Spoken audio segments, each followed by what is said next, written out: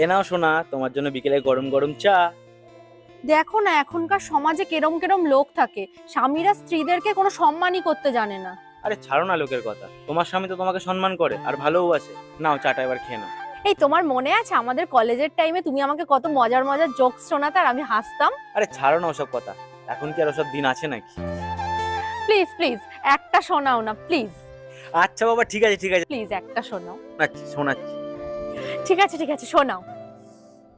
হুম, একটা স্বামী কাজ থেকে খুব ক্লান্ত হয়ে বাড়ি ফিরেছে। হুম। তো ওনার বউ ওনাকে ভয় দেখানোর জন্য ডাইনি সেজে এসছে। তখন স্বামীটা জিজ্ঞেস করছে, আপনি কে? হ্যাঁ? তখন ও বলছে, আমি ডাইনি। তারপর? তখন স্বামীটা বলল, তোমার সাথে দেখা করে আমার খুব ভালো লাগলো, আমার ঘরেও একটা আছে, আমার বউ।